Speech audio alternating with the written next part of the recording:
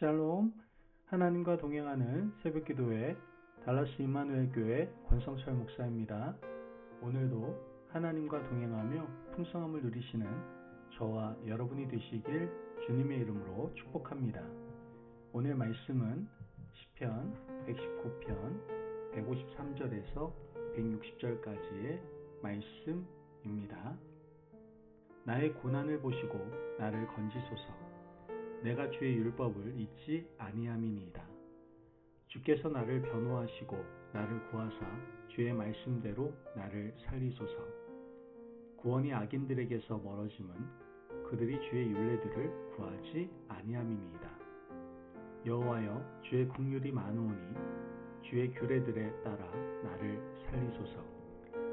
나를 핍박하는 자들과 나의 대적들이 많으나 나는 주의 증거들에서 떠나지 아니하였나이다. 주의 말씀을 지키지 아니하는 거짓된 자들을 내가 보고 슬퍼하였나이다. 내가 주의 법도들을 사랑함을 보옵소서. 여호와여, 주의 인자하심을 따라 나를 살리소서. 주의 말씀의 강령은 진리이오니 주의 의로운 모든 규례들은 영원하리이다. 아멘. 하나님의 말씀입니다. 오늘 본문은 히브리어 알파벳 20번째 레시로 시작을 하고 있습니다. 본문의 주제는 하나님은 나의 변호사입니다. 사람들이 긴 인생을 살아가면서 가급적 하지 않으면 좋을 일이 몇 가지가 있죠. 그중 대표적인 것이 병원 가는 것과 재판 받는 일입니다. 건강해서 병원 가지 않고 일평생 한 번도 수술받지 않는다면 굉장히 복되고 행복한 인생이라고 말할 수 있겠죠.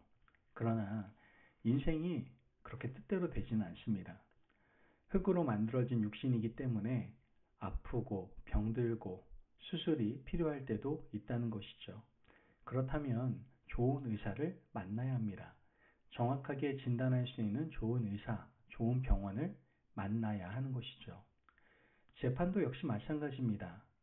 복잡한 관계 가운데 있는 인생에서 법정에 서지 않고 살면 참 좋은데 뜻하지 않게 그 자리에 서야 될 때가 있다는 것이죠. 이와 같이 어쩔 수 없이 재판정에 서야 될 때에는 좋은 변호사를 찾는 것이 중요합니다. 나의 억울함과 내가 아무 문제 없음을 법정에서 명확하게 밝혀야 하기 때문이죠.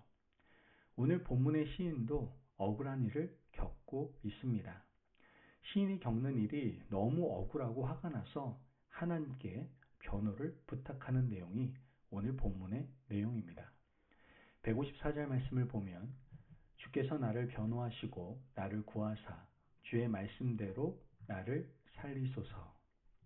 여러분, 만약 하나님께서 우리 인생의 변호인이 되신다면 우리에겐 아무 문제가 없을 겁니다. 일반적으로 변호인을 선임할 때는 뭐가 필요합니까? 돈이 필요합니다. 그리고 명분이 필요하죠. 또한 변호사에게 사건에 관련된 내용을 처음부터 끝까지 가감없이 말해야 합니다. 자, 그렇다면 하나님을 변호인으로 모실 때는 어떤 절차가 필요할까요? 153절 말씀을 보면 나의 고난을 보시고 나를 건지소서. 내가 주의 율법을 잊지 아니함이니이다. 시인은 하나님의 율법을 한 번도 잊은 적이 없으니 나를 변호해 달라고 요청을 하고 있습니다. 내가 하나님의 율법을 잊지 않고 하나님의 법에 의지해서 평생을 살아왔는데 이렇게 억울한 일을 당했습니다. 저는 결백합니다. 하나님의 율법을 한 번도 잊지 않고 살아온 저를 변호해 주십시오 라고 말하고 있는 겁니다. 여러분, 하나님이 우리의 변호인이 된다는 것은 어떻게 보면 좀 두려운 일입니다. 오히려 하나님께 책망받을까 두려울 수 있다는 것이죠. 변호인에게 우리의 속사정을 다 말하고 생각과 행동을 모두 말해야 되지 않습니까? 그러면 하나님께서 과연 어떻게 반응하실까요? 내가 벌받는 것이 당연하다고 오히려 책망받을 수도 있습니다. 그런데 이 시인은 하나님 앞에서 당당했습니다. 자신은 하나님 앞에서 잘못한 것이 하나도 없었다는 것이죠.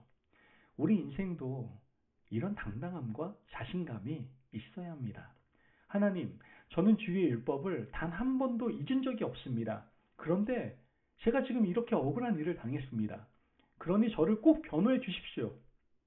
우리가 하나님 앞에서 당당하다면 하나님께 변호를 요청할 수 있고 하나님께서는 우리를 변호해 주실 겁니다.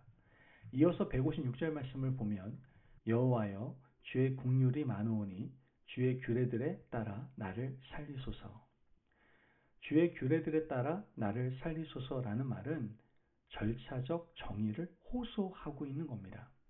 하나님의 율법대로 저를 심의해 보십시오.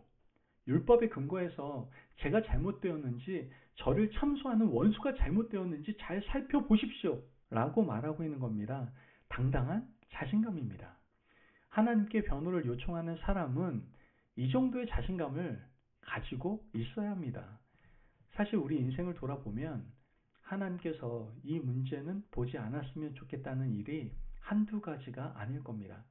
이러한 모습은 하나님 앞에서, 말씀 앞에서 자유롭지 못하고 당당하지 못한 것입니다. 그러면 우리는 하나님께 변호를 부탁할 수 없습니다.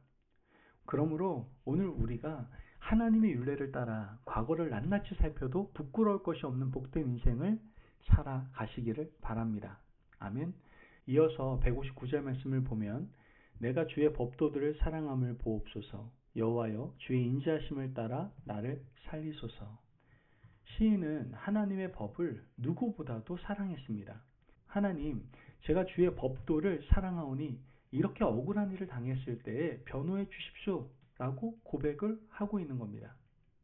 시인이 하나님의 말씀을 사랑했기 때문에 율법을 지키고 떠나지 않을 수 있었고 하나님의 말씀을 사랑했기 때문에 절차적 정의를 하나님께 구할 수 있었던 겁니다. 이렇게 말씀대로 살아도 원수는요, 우리를 참소합니다. 시인이 이렇게 당당해도 원수는 시인을 가만히 내버려 두지 않는다는 것이죠. 우리가 아무리 하나님 앞에 의롭게 산다 한들 원수는 우리 인생 가운데 언제 어디서든지 불쑥불쑥 나타날 겁니다. 욥은 동방의 의인이었음에도 불구하고 사탄이 그를 참소하고 그의 가진 것을 다 빼앗고 그의 건강과 인간관계까지 모두 파괴해버렸습니다.